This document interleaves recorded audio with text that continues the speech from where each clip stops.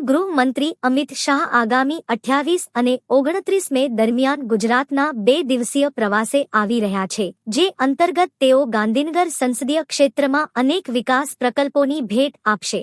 28 મેના રોજ તેઓ વડસર ખાતે જેડવા તળાવ અને નવનીત વાંચનાલયોનું લોકાર્પણ કરવા ઉપરાંત ખાતરજમાં ગ્રામ પંચાયત કચેરીનું ઉદ્ઘાટન અને તળાવ બ્યુટિફિકેશનનું ખાતમુહૂર્ત કરશે। આ સાથે જ તેઓ મોટી ભોયણ અને કલોલ ગાંધીનગર વિસ્તારના વિવિધ કામોનું લોકાર્પણ કરી સોનીપુર ખાતે પૂર્વ સરપંચ ગાંડાજી ઠાકોરના નિવાસે ભોજન લેશે। સોલામાં ઉમિયાધામ હોસ્ટેલ અને નવા વાડજમાં ભારત માતાના કલ્ચરનું લોકાર્પણ કર્યા બાદ તેઓ કમલમ ખાતે પક્ષના પદાધિકારીઓ સાથે બેઠક કરશે અને અમદાવાદ સર્કિટ હાઉસમાં વિવિધ રમત ઉત્સવોની તૈયારીઓની સમીક્ષા કરશે। પ્રવાસના બીજા દિવસે 29 મેના રોજ તેઓ કચ્છના ભુજની મુલાકાત લઈ સૈન્ય અધિકારીઓ સાથે સુરક્ષા સમીક્ષા બેઠક યોજશે અને ભારત પાકિસ્તાન સરહદ પરના સંવેદનશીલ હરામી નાળા વિસ્તારની પણ મુલાકાત લેશે।